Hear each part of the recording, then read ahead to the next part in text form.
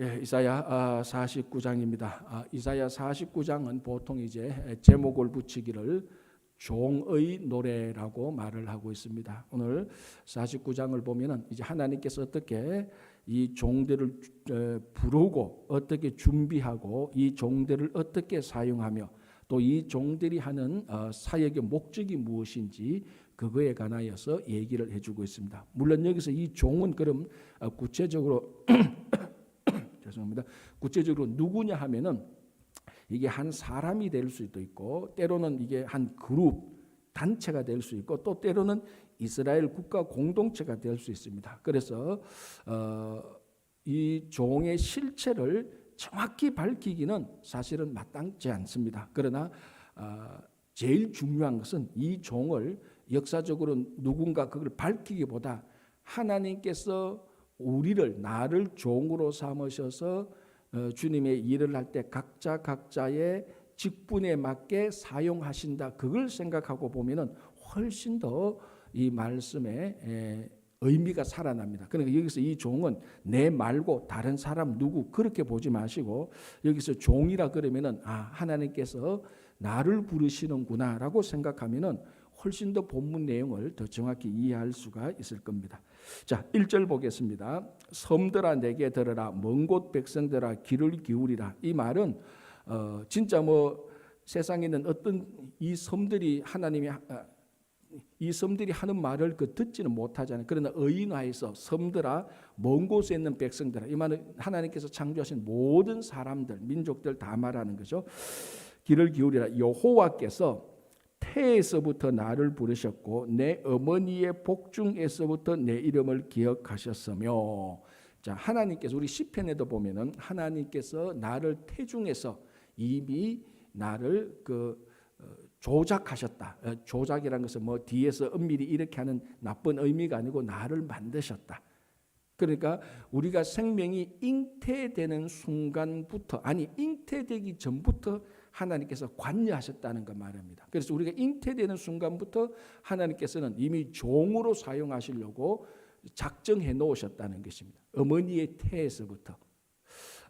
그래서 여기서 강조하는 것은 종을 하기보다는 이 종을 부르신 하나님, 주체자, 그러니까 내가 종으로 불렸다라는 의미하고 종으로 하나님이 나를 부르셨다는 의미가 같이 있습니다. 둘 다 강조하는 것을 쉽게 말하자면 내가 태중에서부터 종으로 부르심을 받았구나. 그거하고 그럼 누가 나를 불렀지? 하나님이 나를 태중에서부터 불렀다는 것입니다. 주체자가 하나님이고 그 부르신 하나님께서 종으로 부르신 사람이 나다라는 것을 생각하면 되는 것입니다. 그래서 우리가 각자 직분을 가지고 지금 목사로부터 우리 교회 여러 직분들 또 교회뿐만 아니라 하나님의 일을 하는데 밖에 나가서 세상에 나가서 하는 사역들 여러 가지 어떤 직분은 없다 할지라도 어떤 사역에 맞는 일을 하게 되는 것입니다. 이것은 내가 좋아서 내가 기뻐서 참여하는 것이기도 하지만은 더 근본적인 것은 하나님의 부르심에 내가 동참하는 것입니다. 죄송합니다. 그래서 중요한 건 이겁니다. 하나님이 부르지 않았는데 일을 하는 것, 이것도 문제입니다. 그래서 여기서는 하나님께서 태중에서 불렀다라고 말하는 주체를 말하는데 하나님께서 안 불렀는데도 하나님께서 좀 기다리라고 말하는데도 하나님께서 이 사역에는 나를 안 불렀는데도 내가 그걸 하는 것, 그것도 문제고 하나님께서 불렀는데도 그 부르심에 응답하지 않는 것도 문제입니다. 그러니까 하나님이 부르시고 그 부르심에 응답하는 것, 이게 가장 이상적인 것입니다. 그래서 우리가 각자 직분을 가지고 선생이나 성가대나 또 아니면 세상 밖에 가서 선교사나 아니면 일반적인 사람으로서 어떤 일을 할 때 하나님의 부르심에 우리가 동참하게 되는 것입니다. 이것이 가장 정확한 사역의 위치라고 말할 수 있습니다. 주체가 내가 되어서 내가 좋을 대로 내가 기쁜 대로 하는 것이 아니고 하나님이 기뻐하는 대로 하나님께서 좋아하시는 대로 하나님의 방향으로 내가 거기에 동참하는 것, 바로 거기에 우리의 삶의 의미가 있는 것입니다. 피조물이 창조주의 사역에 동참하게 되는 것. 그게 피조물의 사역과 삶의 의미가 있는 것이죠. 그래서 태중에서부터 하나님이 나를 불렀다, 콜링했다. 거기에 리스판소로 내가 동참하는 것입니다. 자, 2절. 내 입을 날카롭게 칼같이 만드시고 나를 그의 손 그늘에 숨기시며 나를 갈고 닦은 화살로 만드사 그의 화살통에 감추시고. 그 2절에는 갈고 닦고 만들고 요것도 있고 감추고 숨기고 이런 말도 나옵니다. 그러니까 뭔가 하면은 태중에서부터 나를 콜링, 나를 부르신 하나님께서 이제 하나님의 사역을 감당할 수 있도록 준비시키는 겁니다. 훈련시키겠습니다. 그래서 그것을 칼같이 만드시고 그리고 화살로 만드사 나를 갈고 닦은 화살로 만들사. 그러니까 전쟁을 하러 갈 때 전쟁 때에 잘 사용되어지는 무기들처럼 나를 준비하는 것입니다. 자, 그리고 준비하고 또 어떻게 합니까? 그것을 손 그늘에 숨기시며 그리고 2절 마지막에 그의 화살통에 감추시고. 잘 준비하고 잘 훈련도 시키지만 때로는 감추시기도 하고 숨기시기도 하고. 무슨 말인가 하면 하나님께서 우리를 보호하신다는 것입니다. 그러니까 하나님께서 이제 하나님께서 한 사람을 하나님의 종으로 불러서 하나님의 일을 감당케 하는 그 프로세스가 쭉 나오는 것입니다. 태중에서 부르고. 자, 불렀다고 해서 우리가 하나님의 일을 다 감당하는 건 아니잖아요. 하나님의 일을 감당할 수 있는 자격과 조건이 되어야 됩니다.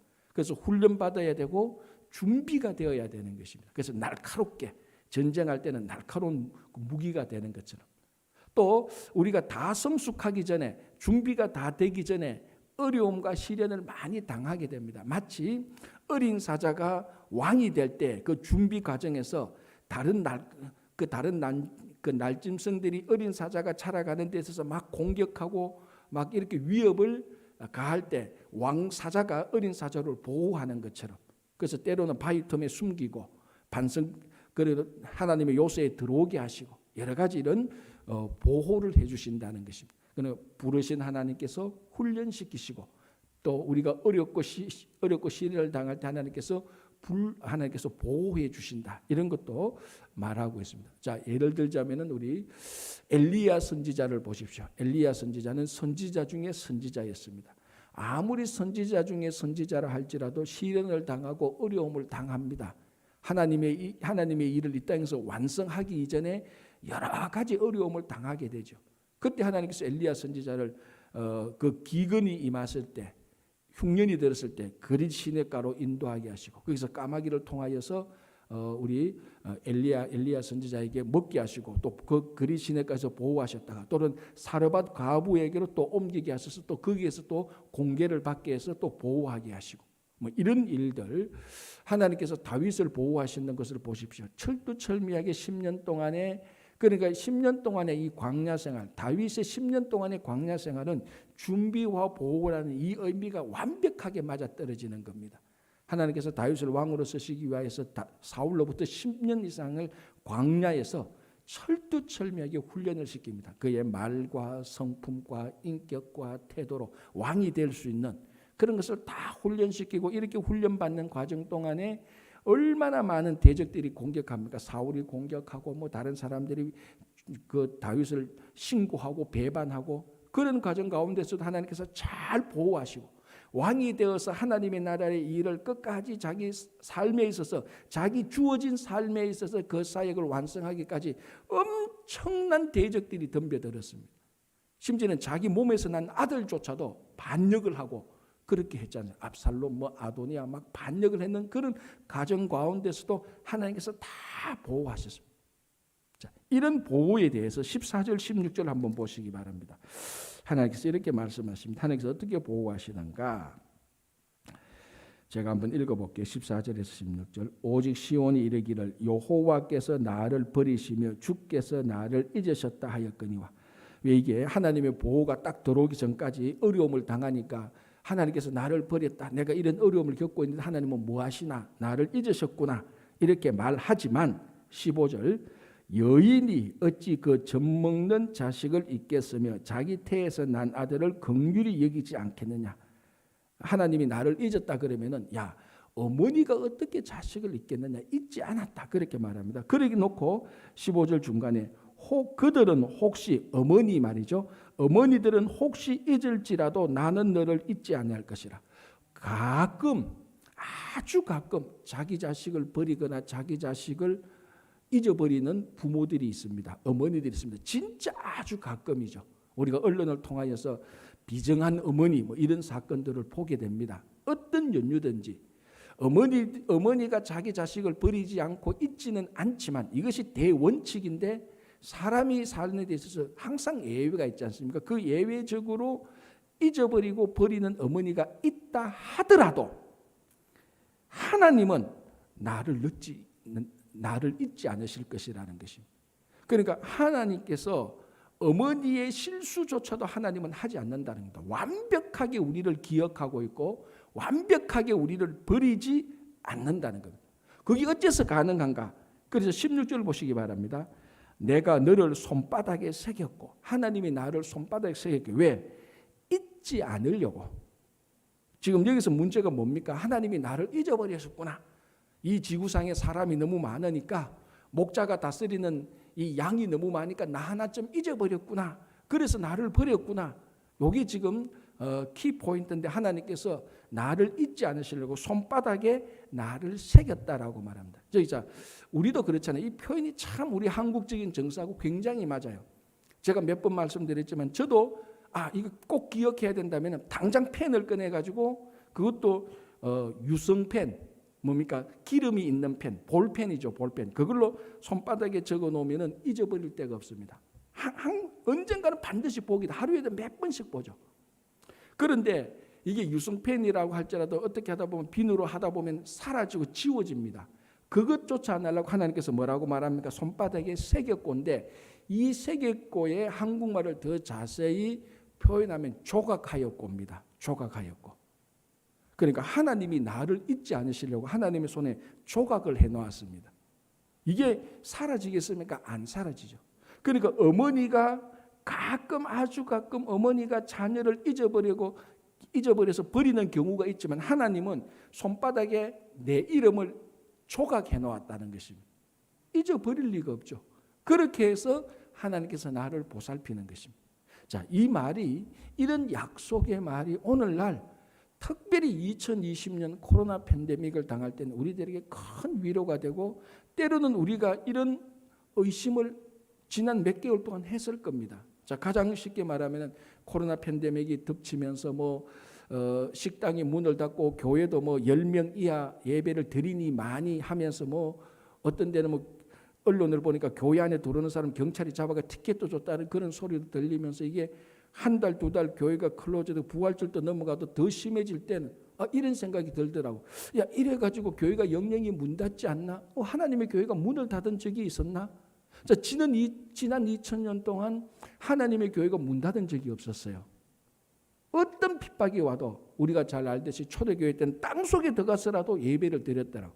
근데 이 코로나가 터지니까 땅속에 들어가서도 예배를 드리지 못할 그런 전례 없는 우리가 한 번도 상상조차 해보지 못했던 일이 우리들에게 터질 때에 하나님이 이제는 우리를 버리셨나?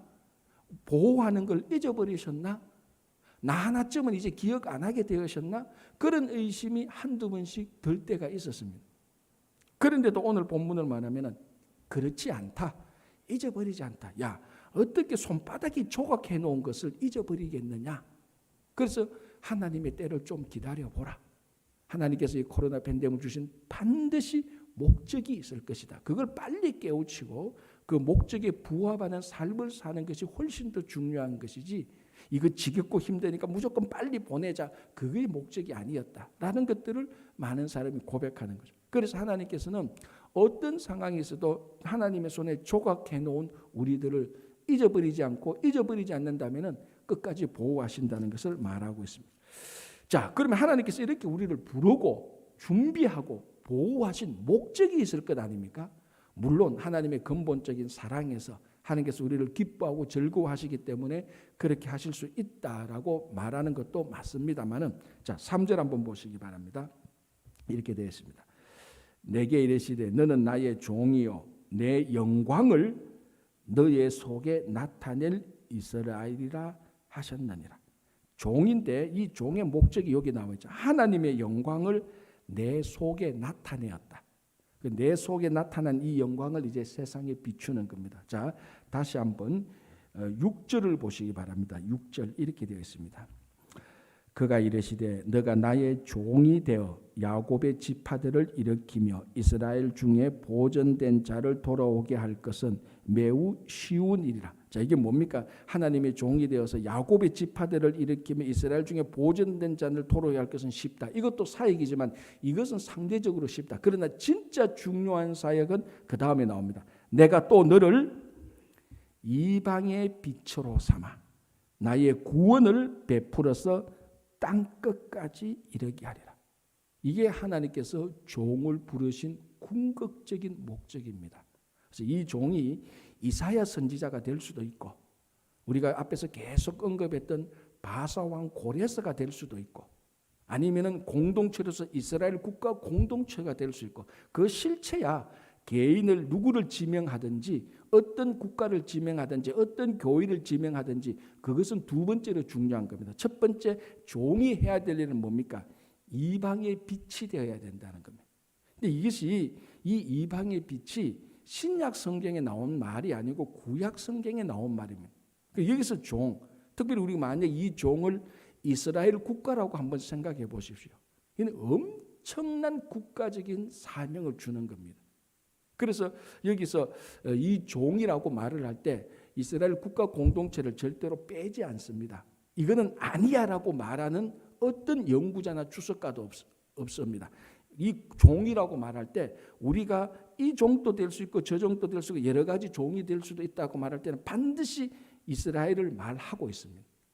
그런데 이스라엘이 여기서 이스라엘을 종이라고 말할 때 이스라엘은 열방 이방의 빛이 되는 겁니다.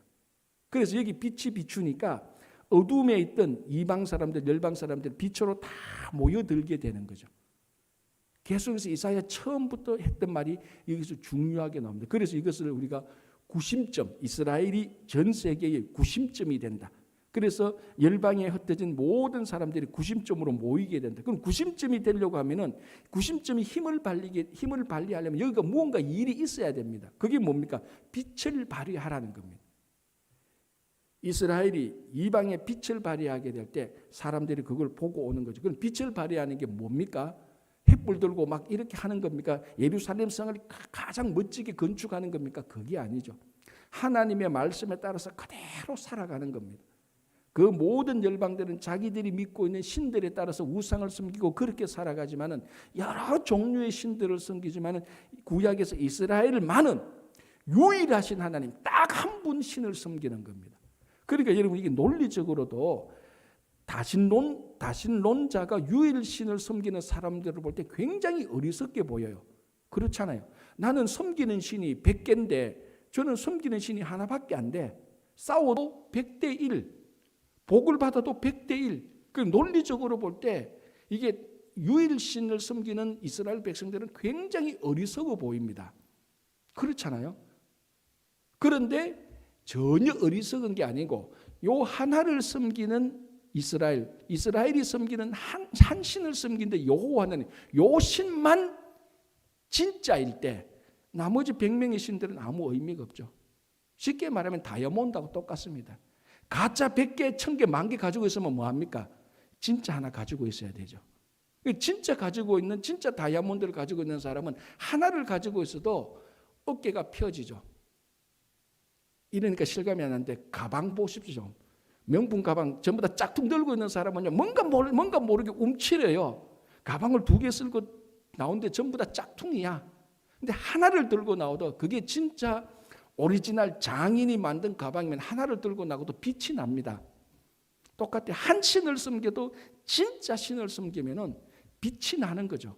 이스라엘 백성들이 이방의 빛이 되기 위해서 여호와 하나님을 섬기도록 하나님께서 태중에 불렀고 준비시켰었고 그리고 보호해서 이스라엘이 또는 한 성도가 그렇게 빛이 되는 겁니다. 그래서 구약에서는 이 빛을 보고 온 세계에서 빛이 모여들죠. 그래서 제가 구심점이라고 말했고 구심적인 선교라고 말을 했습니다.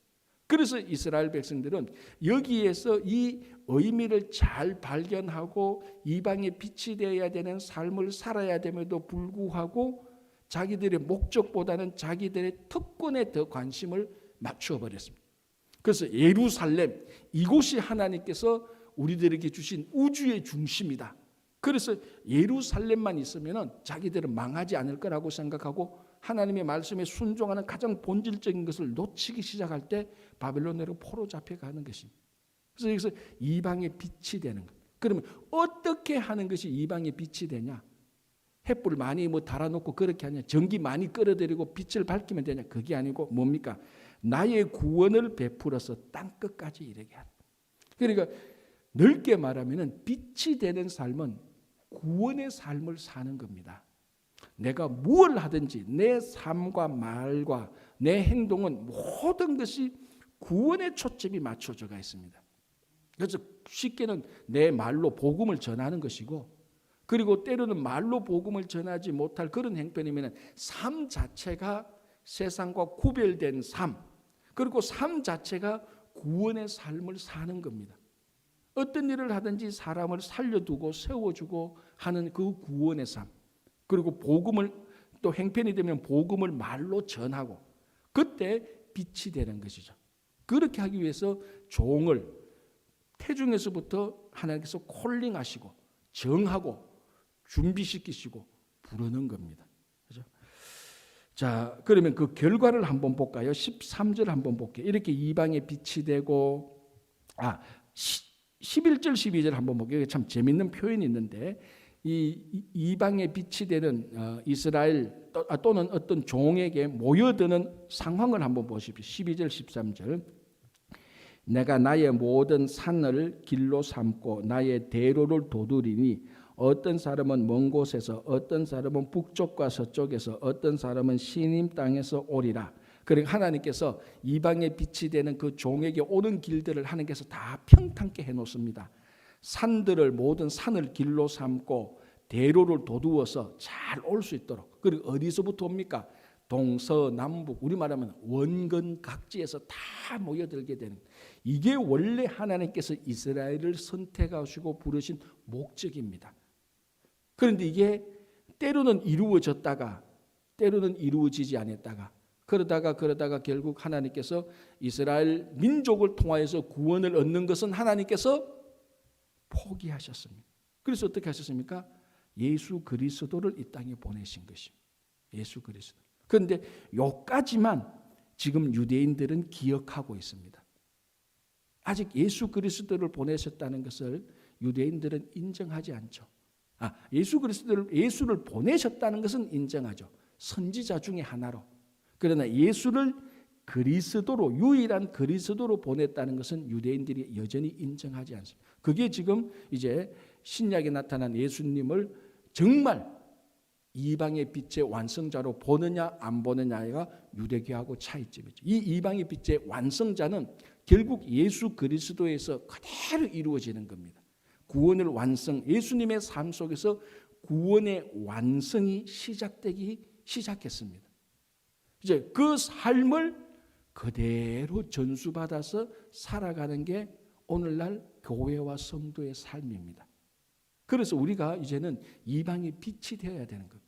그래서 우리가 이방의 빛이 되는 이 교회를 향해서 사람들이 오게 하고, 그리고는 이제 신약에서는 예수님께서 너희들이 오게만 하는 게 목적이 아니고 너희들도 이제 가라.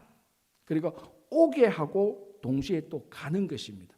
그래서 우리 사도행전을 보면 많은 사도들이, 제자들이 가만히 앉아서 예루살렘에 앉아서 오기만을 기다리는 것이 아니고 안디옥으로도 가고 소아시라도 가고 막 이제 흩어지기 시작하는 것입니다. 가서 빛이 되는 겁니다. 가만히 앉아서 빛이 됨과 동시에 가서 빛이 되는 그런 일들이 예수님에게서 완전히 완성되고 그 일을 우리들이 물려받은 겁니다. 자, 13절. 그런 사람들의 삶이 어떤가? 13절. 하늘이여 노래하라, 땅이여 기뻐하라, 산들이여 절거이 노래하라. 여호와께서 그의 백성을 위로하셔서인즉 그의 고난 당한 자를 긍휼히 여기실 것입니다. 하늘과 땅과 산들이 노래하고 기뻐하고 즐거워합니다. 그러니까 구원의 삶을 통하여서 이방의 빛이 되는 그 영역, 그 종들에게 모인 사람들 모두가 다 하늘과 땅과 산들이 기뻐하고 즐거워하는 것. 이것이 성도의 기쁨과 즐거움이 여기에 있는 것입니다. 여러분, 우리 성도들의 삶은 제가 늘 얘기하고 아주 강조했던 것은 우리 성도의 삶은 신앙은 결코 보링하지 않습니다. 익사이팅하는 거죠. 내가 했던 말, 내 삶이 다른 사람들에게 선한 영향을 끼칠 때 그 사람이 회복되는 것을 볼 때 거기에 우리의 기쁨이 있는 것입니다. 우리가 이만큼 탐욕이 있는데 이 탐욕이 채워지는데 기쁨이 있는 것이 아니고, 내가 교만이 이만큼 높은데 이 교만에 맞도록 내가 지위를 가지고 신분과 어떤 권력을 가지는데 기쁨이 있는 것이 아니고, 우리는 내가 조그만 빛이 되어서 어둠을 밝히고 그 사람들에게 구원의 사역에 영향을 끼치는데 기뻐하고 즐거워하는 것이 우리 삶의 성도의 기쁨입니다. 그렇죠? 자, 이렇게 해서 이제 5절로 5절로 돌아가겠습니다. 그럼 이런 일을 할 때는 힘이 있어야 됩니다. 말만 잘하는 게 아니고 5절 한번 볼게요. 이제 여호와께서 말씀하시니 그는 태에서부터 나를 그의 종으로 지으신 이시요 야곱을 그에게로 돌아오게 하시는 이시니 이스라엘이 그에게로 모이는도다. 그러므로 내가 여호와 보시기에 영화롭게 되었으며 나의 하나님은 나의 힘이 되셨도다라고 말합니다. 그러니까 하나님이 나의 힘이다. 이 종을 하나님께서 종을 불렀기 때문에 이 종의 힘의 원천이 되는 것입니다. 그래서 우리가 주님의 일을 할 때는 성령으로 하는 겁니다. 근데 이 일을 할 때에 항상 문제가 성령으로 하지 않고 하나님에게 의존하지 않고 자기 좀 은사 있다고, 자기 좀 똑똑하다고, 자기 사회적인 경력이 좀 다른 사람보다 더 뛰어나다고 그 일로 할 때 늘 처음에는 잘 되는 것 같아요. 그 일로 할 때는 마지막은 항상 깨끗하지 못해요. 항상 마지막에 보면은 인간적인 일로 세상적인 어떤 방법으로 일을 할 때는 마지막은 항상 좋지 않습니다. 그래서 하나님께서 부르신 종은 하나님이 나의 힘이다. 성령이 나의 힘이다. 부족해 보이도 사람들이 인정하지 않는다 할지라도 성령에 의존해서 일을 할 때에 마지막은 항상 깨끗합니다. 하나님께서 기뻐하시는 일이 되는 겁니다. 그렇죠? 자, 이렇게 해서 이제 거기 계속해서 반복하고요. 이제 14절부터는 이렇게 되어서 나중에 이 종을 통하여서 예루살렘이 다시 부흥되는 모습이 나타납니다. 이게 역사적인 삶을 보면 뭔가 하면은 바벨론에게 포로되어 갔던 사람들이 다시 돌아오게 되는데요. 그래서 예루살렘에 어떤 일이 일어나는가를 보여주는데요. 이 내용이 좀 깁니다. 그래서 오늘 하지 않고 다음 주에 오늘 하지 않고 내일 토요일 날 49장 14절부터 보고 50장을 같이 보도록 하겠습니다. 기도하겠습니다. 하나님 은혜 감사합니다. 오늘도 저희들 함께해 주시고 2020년 추수감사절을 보내게 하시고 다시 한번 하나님의 감사를 새기고 감사의 삶을 살게 하여 주시옵소서. 오늘부터 또 새롭게 많은 감사의 일이 생길 수 있도록 주님 도와주시옵소서. 하나님께서 태중에서부터 우리를 부르셨고 우리를 준비시키고 훈련시킨 하나님, 우리를 지금까지 보호하셨다가 우리 삶의 현장에서 우리 한 사람 한 사람을 빛으로 삼으시는 하나님, 오늘 또 빛 대신 삶이 되게 하여 주시고 우리 가운데 많이 연약하신 분들이 있습니다. 특별히 김영만 장로님 치료 중에 있사오니 주님께서 친히 치료하는 광선을 비추어서 주님께서 친히 머리끝에서 발끝까지 모든 세포 오장육부 피 한 방울까지 뼈 마디마디 주님께서 다 고쳐주시옵소서. 그 외에도 여러 가지 기도 제목을 두고 재정적으로나 건강이나 인간관계나 가정이나 직장이나 교회나 모든 일에 기도 제목 위에 주님께서 오늘 또 응답하시는 시간 되게 하여 주시옵소서. 예수님 이름으로 기도합니다. 아멘.